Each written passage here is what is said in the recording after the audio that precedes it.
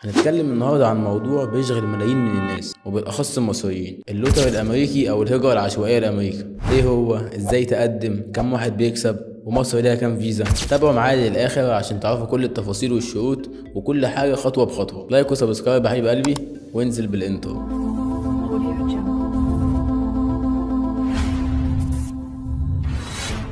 اولا كده، ايه هو اللوتري الامريكي؟ اللوتري هو برنامج للهجره بتعمله الحكومه الامريكيه كل سنه. الهدف منه ان هم يجيبوا مهاجرين من دول مختلفه عشان يحافظوا على التنوع العرقي والثقافي جوه امريكا. البرنامج بيوزع 55,000 فيزا هجره كل سنه، وال 55,000 فيزا للعالم كله مش لمصر بس. اللي بيقدموا بقى كل سنه في رينج من 10 ل 15 مليون واحد سنويا، ومن العدد الضخم ده 55,000 واحد بس اللي بياخدوا الفيزا ويدخلوا امريكا ويكون معاهم اقامه دايمه، وبعد 5 سنين ياخدوا الجنسيه. حصه مصر بقى في الفيزا الامريكيه دي من 3000 ل 5000 فيزا من ال 55,000، ويتهيألي كده كانت في 2020 كانت حصه مصر 6000 فيزا، فهي بتختلف من سنه للتانيه، مش بيكون رقم ثابت. طب حلو قوي كده، عرفنا ايه هو اللوتري. بنقدم امتى بقى؟ التقديم دايما بيبدا في اول شهر اكتوبر من كل سنه، والتقديم بيفضل مستمر لمده شهر وكام يوم وبينتهي في اول نوفمبر، والنتيجه بتظهر في اول شهر 5 في السنه اللي بعدها. طب حلو قوي كده، اقدم ازاي بقى؟ مبدئيا كده التقديم بيكون مجاني 100%، ومفيش اي رسوم من خلال الموقع بتاع امريكا الرسمي، وده اسم الموقع وهسيبه لكم في الوصف وفي اول كومنت.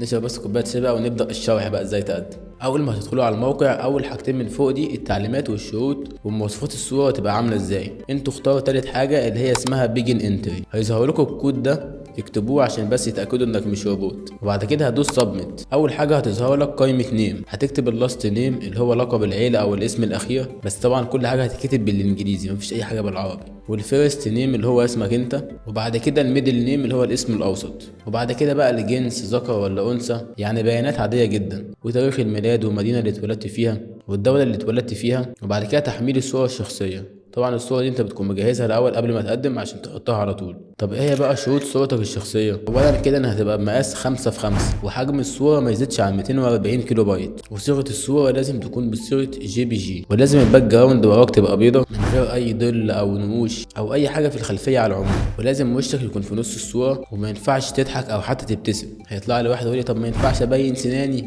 لا ما ينفعش. يعني ملامح وشك تكون محايدة، وبقك يكون مقفول طبعا، وما ينفعش يكون في ظل على وشك، وما ينفعش تلبس زي رسمي او عسكري.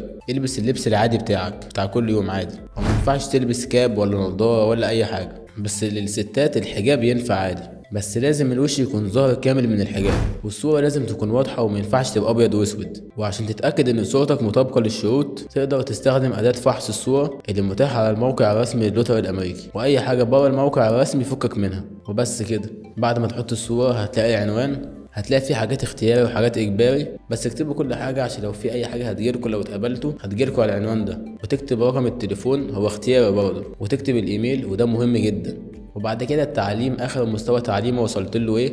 لازم يكون معاك اي شهاده ثانوي عام، تجاري، صنايع، اي حاجه. وبعد كده الحاله الاجتماعيه، متزوج، اعزب، في كذا اختيار. وبعد كده لو انت متزوج هتكتب عدد الاطفال لو عندك، وبعد كده بتدوس كونتينيو. ولو متزوج وعندك اطفال تحت سن ال 21 سنه هتكتب بيانات مراتك زي ما كتبت بياناتك، وبعد كده تكتب بيانات اطفالك واحد واحد، بس لازم يكون الاطفال تحت سن ال 21 سنه. لو ازيد من 21 مش هينفع تسجلهم معاك اصلا. وبعد كده هتظهر لك صفحه تانية فيها كل البيانات اللي انت كتبتها، اتاكد منها، ولو في اي حاجه غلط عدلها. اي بيانات هتكتبها اذا كانت ارقام او حروف او اي حاجه، كل حاجه بالانجليزي. ولو انت مطلع باسبور لازم تتاكد ان الحروف اللي انت كاتبها في اسمك بالظبط هي اللي في الباسبور. وبعد كده هيظهر لك صفحه فيها كونفيرميشن نمبر، تاخده سكرين وتحتفظ بيه لحد شهر 5 لحد ما النتيجه تطلع. هتدخل برضه على نفس الموقع وتكتب الكونفيرميشن نمبر بتاعك، وتعرف اذا كنت كسبت في القرعه ولا لا. ولو انت متزوج ده بيزود من فرصتك في المكسب، لان انت بتقدم باسمك وبتكتب مراتك واولادك، وهي برضه بتقدم باسمها وبتكتب اسمك انت وبتكتب اسم اولادك برضه. فلو واحد فيكم انتوا الاتنين بس كسب، الاسره كلها ينفع تسافر عادي، بس ما ينفعش ان انت تقدم باسمك مرتين عشان هيتم استبعادك. طب هل انا محتاج اكون بتكلم انجليزي عشان اكسب في القرعه؟ مفيش شرط اللغه في التقديم، يعني انت لو مش بتعرف تتكلم انجليزي عادي هتسافر. ولو انت مش معاك شهاده ثانوي، بص هو الشرط الاساسي 12 سنه تعليم بما يعادل ثانوي، لكن في بعض الحالات ممكن يعوضوا ده بخبره سنتين في شغل مؤهل في امريكا. طب هل في سن معين للتقديم؟ هو مفيش حد ادنى وحد اقصى، بس عمليا اي حد اقل من 18 سنه صعب يتقبل لانه اصلا مش معاه شهاده ثانوي. في بقى حاجات لازم تخلي بالك منها. اي مكتب او اي شخص يقول لك ادفع لي وانا اضمن لك الفوز ده نصاب، لان محدش يقدر يضمن الفوز، لان الاختيار بيتم عن طريق الكمبيوتر بشكل عشوائي 100%، والتقديم بيكون على الموقع الرسمي فقط فقط فقط.